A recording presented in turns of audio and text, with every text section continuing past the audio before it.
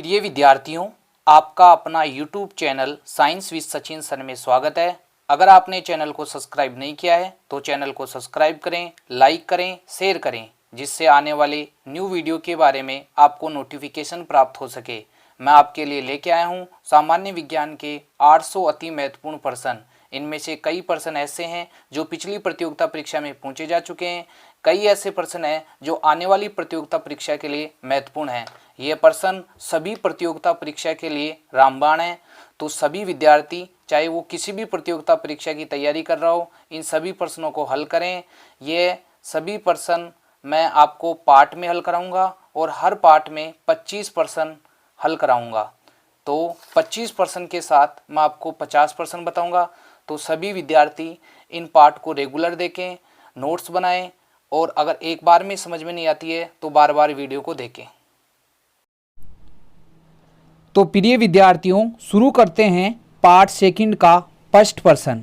First प्रश्न है, प्राणी संसार का सबसे बड़ा संघ है। इसके ऑप्शन देखते हैं, मोलस्का, आर्थ्रोपोडा, एनेलिडा, इनमें से कोई नहीं। तो आपको याद रखना है कि प्राणी संसार का सबसे बड़ा संघ आर्थ्रोपोडा होता है।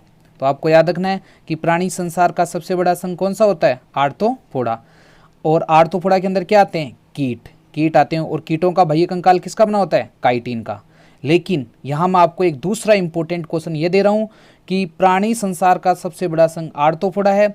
और अगर आपको क्वेश्चन ऐसे पूछे कि बताइए प्राणी संसार का दूसरा सबसे बड़ा संघ कौन सा है, तो आपका आंसर होना चाहिए मोलस्का। दूसरा क्वेश्चन ऐसे भी आ सकता है कि बताइए जंतु जगत का सबसे बड़ा संघ कौन सा है, तो आपका आंसर होना चाहिए आर्थ्रोपोडा। क्वेश्चन ऐसे भी आ सकता है, बताइए जंतु जगत का दूसरा सबसे बड़ा संघ कौन सा है, तो इसका करेक्ट आंसर है मोलस्का। नेक्स्ट क्वेश्चन देखते हैं, कार्बोहाइड्रेट अणु वनस्पतियों में स्टार्च के रूप में व जंतुओं में किस रूप में संचित होते हैं? तो आपको याद रखना है प्यारे बच्चों कि कार्बोहाइड्रेट अणु वनस्पतियों में स्टार्च के रूप में संचित होते हैं और जंतुओं में ग्लाइकोजन के रूप में संचित होते हैं। तो इसका करेक्ट आंसर है ग्लाइकोजन। ये दोनों क्वेश्चन बड़े इंपॉर्टेंट है कि कार्बोहाइड्रेट जो अणु हैं वो वनस्पतियों में स्टार्च के रूप में संचित होते हैं और जंतुओं में ग्लाइकोजन के रूप में संचित होते हैं। अब मैं आपको यहाँ दो एक्स्ट्रा इंपॉर्टेंट क्वेश्चन दे रहा हूँ जो सभी बच्चों को याद रखना है। क्या कि सर ग्लाइकोजन का संचय कहाँ होता है जंतुओं के अंदर? तो ग्लाइकोजन का संचय होता है लीवर के अंदर। और दूसरा इंपॉर्टेंट क्वेश्चन आपको याद रखना है मसल्स के अंदर। तो ग्लाइकोजन का संचय कहाँ होता है? लीवर और मांसपेशियों के अंदर। और जो कार्बोहाइड्रेट अणु जो वनस्पतियों में स्टार्च के रूप में संचित होते हैं, उस स्टार्च का संचय होता है रूट के अंदर।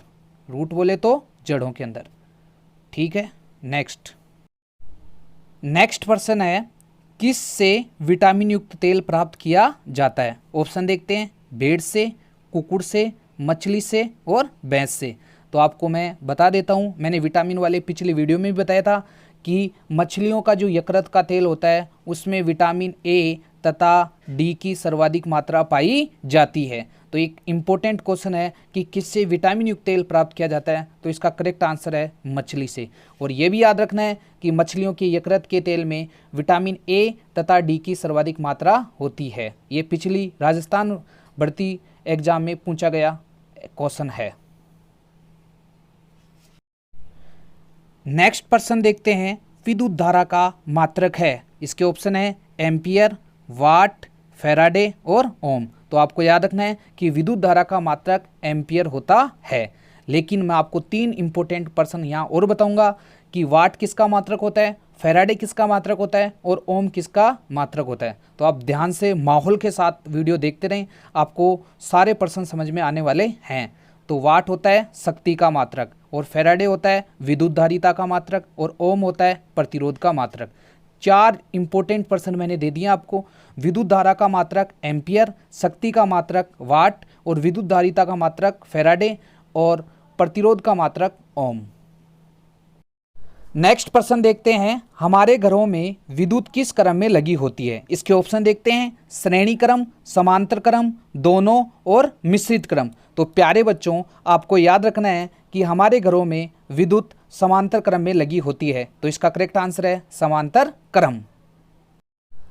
नेक्स्ट प्रश्न देखते हैं, ध्वनि की तीव्रता का मात्रक है। इसके ऑप्शन है वाट, डेसिबल, न्यूटन बटा मीटर और जूल। तो प्यारे बच्चों, आपको याद रखना है कि ध्वनि की तीव्रता का मात्रक होता है डेसिबल। तो आपका करेक्ट आंसर क्या माना जाएगा? डेसिबल।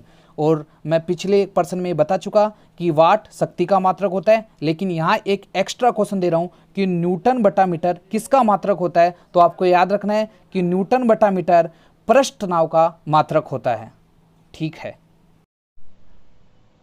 नेक्स्ट पर्सन देखते हैं, वर्गीकरण की सबसे छोटी इकाई क्या होती है? ऑप्शन देखते हैं, जगत, वर्ग, वंश और जाति।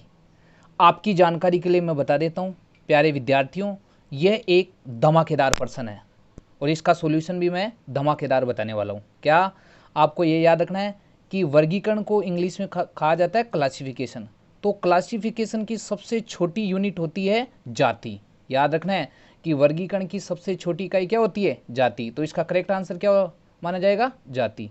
क्वेश्चन ऐसे भी आ सकता है कि बताइए वर्गीकरण की सबसे बड़ी इकाई क्या होती है? तो आपका आंसर होना चाहिए जगत, जिसे किंगडम कहा जाता है। नेक्स्ट पर्सन देखते हैं, ऑक्टोपस निम्नलिखित में से किस संघ का प्राणी है? ऑप्शन देखते हैं, मोलस्का, आर्थ्रोपोडा, एनेलिडा और प्रोटोजोआ। तो याद रखना है कि ऑक्टोपस मोलस्का संघ का प्राणी है। ये इंपॉर्टेंट पर्सन है कि ऑक्टोपस मोलस्का संघ का प्राणी है। नेक्स्ट पर्सन देखते हैं, परमाणु सिद्धांत दिया। ऑप्शन देखते हैं, रदरफोर्ड ने, गोल्डस्टीन ने, डाल्टन ने, वोल्टेयर ने। तो आपको याद रखना है कि परमाणु सिद्धांत जॉन डाल्टन ने दिया था। तो इसका करेक्ट आंसर है डाल्टन।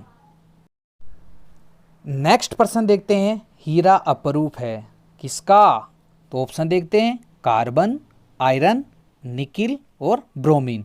तो इसका करेक्ट आंसर है, आपको पता है कि हीरा किसका अपरूप होता है? कार्बन का।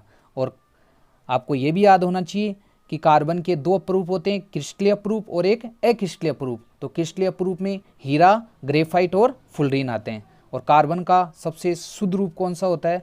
तो आपको याद रखना है कि कार्बन का सबसे शुद्ध रूप होता है हीरा।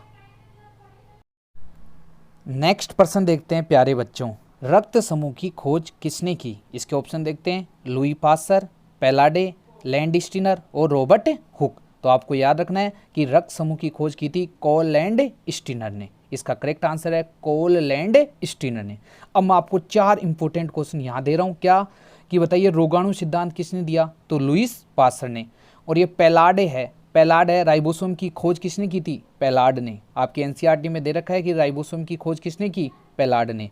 और दूसरा, रॉबर्ट हुक के बारे में चर्चा करते हैं तो कोशिका के बारे में सबसे पहले बताने वाले वैज्ञानिक थे रॉबर्ट हुक। तो यहाँ मैंने 4 इंपॉर्टेंट क्वेश्चन आपको दे दिए एक्स्ट्रा कि रक्त समूह की खोज कोल लैंडस्टीनर ने की, और रोगाणु सिद्धांत या जर्म थ्योरी दी लुई पास्चर ने, और राइबोसोम की खोज की पैलाड ने।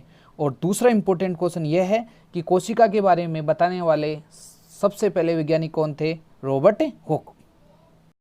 नेक्स्ट इंपॉर्टेंट पर्सन है प्यारे बच्चों, क्या कि हीमोग्लोबिन किस में मिलता है? इसके ऑप्शन देखते हैं, आरबीसी, डब्ल्यूबीसी, बिंबाणु, इनमें से कोई नहीं। तो आपको पता होना चाहिए, मैं पिछले वीडियो में बता चुका, और रक्त परिसंचरण तंत्र का जो वीडियो था उसके अंदर बता चुका डिटेल से कि हीमोग्लोबिन किस में होता है, हीमोग्लोबिन मेल में कितना होता है और फीमेल में कितना होता है। तो जो विद्यार्थी पिछले वीडियो नहीं देखें वो सारे रेगुलर देखें, वीडियो देखें, अच्छी मेहनत करें। तो अब पर्सन देखते हैं अपन कि हीमोग्लोबिन किस में मिलता है। तो मैंने आपको बताया था कि हीमोग्लोबिन किस में पाया जाता है? आरबीसी में पाया जाता है। हीमोग्लोबिन किस में होता है? आरबीसी में। और हीमोग्लोबिन के कारण रक्त का रंग कैसा होता है? लाल। और ये बिंबाणु क्या होती है सर? तो बिंबाणु प्लेटलेट्स होती है, और प्लेटलेट्स का कार्य होता है रक्त का थक्का बनाना, ब्लड क्लोटिंग करना। तो आपको याद रखना है। और जो डब्ल्यूबीसी होती है ये प्रतिरक्षा तंत्र के लिए मुख्य उत्तरदायी होती है। तो आपको याद रखना है, ये इंपॉर्टेंट पर्सन। नेक्स्ट पर्सन देखते हैं, इंसुलिन हार्मोन का आविष्कारक है। ऑप्शन देखते हैं, हुक, रॉबर्ट ब्राउन, बेटिंग और डाल्टन। तो आपको याद रखना है कि इंसुलिन हार्मोन का आविष्कारक है बेटिंग। तो इसका करेक्ट आंसर क्या माना जाएगा? बेटिंग। याद रखना है। नेक्स्ट पर्सन देखते हैं, वातावरण व जंतुओं के मध्य अध्ययन किस शाखा में किया जाता है? तो आपको ऑप्शन देखते हैं इसके, आनुवांशिकी, जैव तकनीकी, भूगोल और पारिस्थितिकी। तो आपको याद रखना है कि वातावरण व जंतुओं के मध्य पारिस्थितिकी एक विज्ञान की शाखा होती है जिसमें अध्ययन किया जाता है, जिसे इकोलॉजी भी कहा जाता है। तो ये एक अच्छा क्वेश्चन आ सकता है कि बताइए वातावरण व जंतुओं के मध्य का अध्ययन विज्ञान की किस शाखा में किया जाता है, तो पारिस्थितिकी या इकोलॉजी। नेक्स्ट प्रश्न देखते हैं, इक्थियोलॉजी किससे संबंधित है? ऑप्शन है सरफ अध्ययन से, स्तनधारियों से, मछलियों से और पादपों से। तो इसका करेक्ट आंसर है कि इक्थियोलॉजी का संबंध मछलियों के अध्ययन से है। अब आपको मैं यहाँ दो इंपॉर्टेंट प्रश्न दे रहा हूँ कि सर्पों का अध्ययन क्या कहलाता है। तो आपको याद रखना है कि सर्पों का अध्ययन सर्फेंटोलॉजी या ओफियोलॉजी कहलाता है। मैं दोबारा बता रहा हूँ, सर्पों का अध्ययन सर्फेंटोलॉजी या ओफियोलॉजी कहलाता है, और मछलियों का अध्ययन इक्थियोलॉजी, और प्लांट का अध्ययन बोटनी में किया जाता है, जिसे वनस्पति विज्ञान भी कहा जाता है। नेक्स्ट प्रश्न देखते हैं, प्राकृतिक वर्ण का सिद्धांत प्रतिपादित किया। ऑप्शन देखते हैं, हुगो डिवरीज, लेमार्क, मेंडल और डार्विन। तो आपको याद रखना है कि प्राकृतिक वर्ण का सिद्धांत किसने दिया था, तो इसका करेक्ट आंसर है डार्विन। नेक्स्ट प्रश्न देखते हैं, पेनिसिलिन के खोजकर्ता हैं। ऑप्शन देखते हैं, आइंस्टीन, रॉबर्ट कोच, फ्लेमिंग और लुवेनहॉक। तो आपको याद रखना है कि पेनिसिलिन होती क्या है। सबसे पहले तो आपको याद रखना है कि पेनिसिलिन एक एंटीबायोटिक या प्रतिजैविक है, और इसकी खोज सर्वप्रथम 1928 में अलेक्जेंडर फ्लेमिंग ने की थी। तो इसका करेक्ट आंसर है फ्लेमिंग। आपको याद रखना है कि पेनिसिलिन फर्स्ट एंटीबायोटिक है। ठीक है, अब मैं एक दूसरा इंपॉर्टेंट क्वेश्चन बता रहा हूँ जो एसएससी के लिए, एसएससी सीजीएल के लिए, पटवार के लिए और रीट के लिए बड़ा इंपॉर्टेंट है। इंपॉर्टेंट प्रश्न यह है बच्चों कि यह जो पेनिसिलिन थी ये एक कवक से प्राप्त की गई थी, और उस कवक का नाम है पेनिसिलियम नोटेटम। मैं दोबारा बता रहा हूँ, पेनिसिलियम नोटेटम नामक कवक से प्राप्त की थी। कई बच्चे वीडियो को ऐसे जिंदा लाश की तरह देखते हैं, तो भाई साहब जब जिंदा लाश की तरह वीडियो को देखोगे तो माहौल नहीं बनेगा। माहौल के लिए ज़रूरी यहाँ है कि थे वीडियो ने थोड़ा मनसू देखो, बार बार देखो। नेक्स्ट प्रश्न देखते हैं, लिंग निर्धारण हेतु जिम्मेदार गुणसूत्र होता है। ऑप्शन देखते हैं, माता का, पिता का, दोनों का और कोई नहीं। तो कई बच्चे कंफ्यूज होते हैं, तो मैं आपको इसे डिटेल से बताता हूँ। आपको याद रखना है कि मनुष्य में गुणसूत्र होते हैं टोटल 46 गुणसूत्र होते हैं, और गुणसूत्र को इंग्लिश में बोला जाता है क्रोमोजोम, और क्रोमोजोम हमेशा पेयर के रूप में होते हैं। तो आपको याद रखना है कि गुणसूत्र हमेशा जोड़े के रूप में होते हैं। तो 46 के जोड़े कितने हो जाएंगे, 23 जोड़े हो जाएंगे। तो आपको याद रखना है, क्वेश्चन ये भी पूछा जा सकता है कि बताइए मनुष्य में कितने जोड़े गुणसूत्र पाए जाते हैं, 23 जोड़े गुणसूत्र पाए जाते हैं। अब इनके अंदर नर और मादा के अंदर 22 जोड़े गुणसूत्रों के क्या होते हैं, समान। आपको याद रखना है कि नर तथा मादा में 22 जोड़े गुणसूत्रों के समान होते हैं, जिन्हें क्या कहा जाता है, ऑटोसोम। क्या कहा जाता है, ऑटोसोम, या बोला जाता है अलिंग गुणसूत्र। ये एक इंपॉर्टेंट प्रश्न है, आने वाली प्रतियोगिता परीक्षा में पूछा जा सकता है कि ऑटोसोम की कुल संख्या कितनी होती है। तो मैंने बता दिया कि नर और मादा में 22 जोड़े गुणसूत्रों के समान होते हैं, जिन्हें ऑटोसोम कहा जाता है, और हिंदी में क्या बोला जाता है, अलिंग गुणसूत्र। तो 22 जोड़े समान है, तो टोटल संख्या कितनी हो गई, 44। तो ऑटोसोम की टोटल संख्या कितनी हो जाएगी, 44। जबकि एक जोड़ा डिफरेंट होता है, जिसे नर में XY और मादा में XX से प्रदर्शित करते हैं। तो आपको याद रखना है, इन्हें बोला जाता है एलोसोम, और एलोसोम की टोटल संख्या कितनी होती है, 2। ठीक है, अब आपको ये याद रखना है कि देखिए नर में 2 तरह के शुक्राणु बनते हैं, एक तो X और Y, और मादा में जो अंडे बनते हैं वो सारे XX प्रकार के। तो आपको याद रखना है कि जो लिंग निर्धारण होता है वो हमेशा पिता के गुणसूत्र से निर्धारित होता है कि लड़का होगा या लड़की होगी। तो आपको याद रखना है पिता का। अब कई बच्चे भावनाओं में बह जाते हैं, इसलिए आपको याद रखना है कि साइंटिफिक प्रूफ है, मास्टर को बता रही हो आ चीज़ कि लिंग निर्धारण हेतु हमेशा पिता का गुणसूत्र जिम्मेदार होता है। ठीक है, कई बच्चे माता लगा के आ जाते हैं, कई दोनों लगाते हैं जो ज़्यादा भावनाओं में बह जाते हैं, और कई ऐसे भी होते हैं जो कोई नहीं लगा के आ जाते हैं आंसर। तो आपको याद रखना है। नेक्स्ट प्रश्न देखते हैं, नवजात शिशु में कितनी हड्डियां होती है। ऑप्शन देखते हैं, 280, 300, 240 और 270। तो आपको याद रखना है कि नवजात शिशु में कुल हड्डियों की संख्या होती है 300 और एक वयस्क मनुष्य में 206। ठीक है, याद रखना, इंपॉर्टेंट पर्सन है। माहौल बन रहा है कि नहीं बन रहा?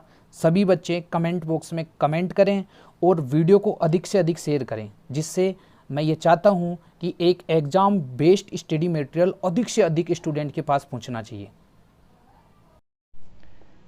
नेक्स्ट पर्सन देखते हैं, का गलनांक बहुत ही निम्न होता है। यह एक बहुत ही इम्पोर्टेंट पर्सन है। प्यारे बच्चों, मैं आपको इसको सही ढंग से एक्सप्लेन करके बताता हूँ। यह पूछना चाह रहा है, आपको 4 एलिमेंट दिए गए, कौन कौन से? एक तो पोटेशियम, एक सोडियम, एक गैलियम और एक बेरियम। और ये पूछ रहा है कि इनमें से किसका गलनांक सबसे कम होता है। तो आपको याद रखना है कि जो गैलियम होता है, एक धातु होती है, इसका गलनांक सबसे कम होता है। अब आपकी जानकारी के लिए मैं बता देता हूँ कि 2 धातुएं होती है, गैलियम और सीजियम। इनका गलनांक बहुत ही क्या होता है? कम होता है। जबकि एक इम्पोर्टेंट पर्सन यहाँ से ये भी आ सकता है कि बताइए किस धातु का गलनांक सर्वाधिक होता है? तो आप बताओगे टंगस्टन, और टंगस्टन का प्रतीक क्या होता है? डब्लू। कितना होता है टंगस्टन का गलनांक? तो 3640 डिग्री सेंटीग्रेड। तो ये इंपॉर्टेंट पर्सन है। अब मैं 4-5 इंपॉर्टेंट पर्सन और बता देता हूँ। जैसे पोटेशियम होता है, उसका परमाणु क्रमांक कितना होता है? 19, सोडियम का 11, गैलियम का 31 और बेरियम का 56। तो ये आपको याद रखना है। ठीक है, नेक्स्ट पर्सन देखते हैं, और ये एक धमाकादार पर्सन है, धमाका करेगा। क्या धमाका करेगा? क्या कि मिनीमाटा रोग किस धातु के कारण होता है? इसके ऑप्शन देखते हैं, तांबा, टिन, पारा और जस्ता। तो सब बच्चों को याद है कि मिनीमाटा रोग किसकी वजह से होता है? पारा की वजह से। पारा को क्या बोला जाता है? मरकरी। प्रतीक क्या होता है? Hg। और इसकी अधिकता से क्या रोग होता है? मिनीमाटा रोग होता है। अब ये मिनीमाटा क्या होता है? ये सारे बच्चे कमेंट बॉक्स में कमेंट करके बताएंगे मेरे को, सभी बच्चे बताएंगे भाई। ठीक है, नेक्स्ट पर्सन देखते हैं, परमाणु में कितने मौलिक कण होते हैं? 2, 3, 1 और 5। तो आपको याद रखना है कि परमाणु मुख्यतः 3 मूलभूत कणों से मिलकर बना होता है। कौन कौन से? इलेक्ट्रॉन, फिर प्रोटॉन, फिर न्यूट्रॉन। इलेक्ट्रॉन पर कैसा चार्ज होता है? नेगेटिव चार्ज होता है। प्रोटॉन पर पॉजिटिव चार्ज होता है। और न्यूट्रॉन पे न्यूट्रल होता है, ये किसी प्रकार का कोई आवेश नहीं पाया जाता है। अभी एक लेटेस्ट एग्जाम में ये क्वेश्चन भी पूछा गया था कि बताइए परमाणु में कितने आवेशित कण पाए जाते हैं? तो 2 ही आवेशित कण होते हैं, एक तो इलेक्ट्रॉन और एक प्रोटॉन। जबकि न्यूट्रॉन में किसी प्रकार का कोई चार्ज नहीं होता है। तो थोड़ा सा दिमाग खोल के पढ़ना है। कई बच्चे पढ़ते अच्छा हैं लेकिन उनको बेसिक नॉलेज नहीं होता है। तो बेसिक नॉलेज के लिए आप मेरे जो टॉपिक के वीडियो हैं उनको रेगुलर देखें। नेक्स्ट पर्सन देखते हैं, नीटल या चींटी के डंक में क्या पाया जाता है? ऑप्शन देखते हैं, अम्ल, लवण, क्षारक, इनमें से कोई नहीं। तो आपको याद रखना है कि चींटी के डंक में अम्ल पाया जाता है। कौन सा अम्ल? Formic acid. तो इसका करेक्ट आंसर क्या है? अम्ल है। अब आपको एक बात बता देता हूँ, मैंने आपको 549 क्वेश्चन की एक PDF फाइल दी थी विज्ञान के अंदर, सामान्य विज्ञान की। तो उसको मैं यहीं हल करा रहा हूँ, सॉल्यूशन करा रहा हूँ। जो विद्यार्थी सॉल्यूशन नहीं कर पाए थे 549 क्वेश्चन का, तो वहाँ ये रेगुलर वीडियो देखें। यहाँ आपको 2-2 क्वेश्चन के साथ साथ 5-5, 600 क्वेश्चन दिए जा रहे हैं। तो वीडियो को अधिक से अधिक शेयर करें। जो स्टूडेंट राजस्थान पुलिस की तैयारी कर रहे हैं, NTPC की तैयारी कर रहे हैं या अदर कॉम्पिटिटिव एग्जाम की तैयारी कर रहे हैं, तो आप अधिक से अधिक फैलाओ वीडियो को। एक अच्छा स्टडी मटेरियल अच्छे लोगों के पास जाना चाहिए, एक ही उद्देश्य है मेरा। नेक्स्ट पर्सन देखते हैं, प्रोटोजोआ के सदस्य होते हैं एक कोशिकीय, बहुकोशिकीय, अकोशिकीय, इनमें से कोई नहीं। तो आपकी जानकारी के लिए मैं बता देता हूँ, यह एक धमाकेदार पर्सन है और मैं इसका धमाकेदार एक्सप्लेन करूँगा। क्या? पहले तो मैं आपको एक बेसिक जानकारी देता हूँ कि प्रोटोजोआ के जो सदस्य होते हैं वो एक कोशिकीय होते हैं। तो इसका करेक्ट आंसर क्या है? एक कोशिकीय। तो सर इसमें धमाकेदार क्या हो गया? धमाकेदार इसलिए हो गया क्योंकि ये इंपॉर्टेंट है। इसमें आपको 4-5 एक्स्ट्रा क्वेश्चन बता रहा हूँ। क्या? आपको याद रखना है कि जंतु जगत का सबसे बड़ा संघ है आर्थ्रोपोडा, और दूसरा सबसे बड़ा संघ क्या है? मोलस्का। और ये तीसरा इंपॉर्टेंट क्वेश्चन जो कि धमाकेदार, क्या कि जंतु जगत का तीसरा सबसे बड़ा संघ कौन सा है? तो आपको आंसर होना चाहिए प्रोटोजोआ। अब मैं प्रोटोजोआ के एग्जाम्पल आपको बता देता हूँ। क्या कि एक तो होता है अमीबा, एक पैरामीशियम और एक यूग्लिना। आपको याद रखना है। आपको सर क्वेश्चन कैसे आएगा? तो धमाकेदार क्वेश्चन ये आ सकता है कि बताइए अमीबा कौन से संघ से संबंधित होता है? ऑप्शन कुछ भी दे देगा, प्रोटोजोआ, पोरीफेरा, सिलेंटेटा, टीनोफोरा। तो आपको याद रखना है कि अमीबा प्रोटोजोआ संघ का सदस्य है। तो 3 इंपॉर्टेंट पर्सन याद रखने हैं। क्या? एक तो अमीबा, एक पैरामीशियम और एक यूग्लिना और एक प्लाज्मोडियम। ये भी इंपॉर्टेंट है, प्लाज्मोडियम भी प्रोटोजोआ संघ का सदस्य होता है। ठीक है, जिससे कौन सा रोग होता है? जो मलेरिया रोग होता है। ये इंपॉर्टेंट पर्सन है। अब बहुकोशिकीय जीव कैसे होते हैं? जिनका शरीर बहुत सारी कोशिकाओं से मिलकर बना होता है, जैसे मनुष्य, गाय, बकरी, भैंस। और अकोशिकीय में क्या आता है? ये इंपॉर्टेंट पर्सन आपको कहीं पर भी देखने को नहीं मिलेगा, वो आपको मैं बता रहा हूँ, वायरस। तो आप देखते जाइए और साइंस का माहौल बनाते जाइए। नेक्स्ट और पार्ट सेकंड का लास्ट पर्सन देखते हैं। क्या कि पौधे नाइट्रोजन को किस रूप में ग्रहण करते हैं? ऑप्शन देखते हैं, नाइट्रिक ऑक्साइड, नाइट्रेट, अमोनिया और नाइट्राइड। तो आपको याद रखना है कि पौधे नाइट्रोजन को नाइट्रेट के रूप में ग्रहण करते हैं। और सारे बच्चे जो मेरे वीडियो को देख रहे हैं वो नाइट्रेट का कमेंट बॉक्स में लिखकर सूत्र बताने वाले हैं कि इसका नाइट्रेट का सूत्र क्या होता है। तो इसका करेक्ट आंसर है कि पौधे नाइट्रोजन को किस रूप में ग्रहण करते हैं? तो नाइट्रेट। प्यारे बच्चों, आपको वीडियो समझ में आ गया होगा। सारे क्वेश्चन बताया वो समझ में आ गए होंगे। अगर एक बार में समझ में नहीं आता है तो वीडियो को बार बार देखें और वीडियो को अधिक से अधिक शेयर करें, लाइक करें, चैनल को सब्सक्राइब करें, जिससे जो आने वाला न्यू वीडियो है उसके बारे में आपको नोटिफिकेशन प्राप्त हो सके। मेरा एक ही उद्देश्य है कि मेरे से स्टडी किया हुआ हर एक विद्यार्थी नई ऊंचाइयों को प्राप्त करे, समाज का, देश का नाम रोशन करें, उसका जीवन देश के लिए समर्पित हो।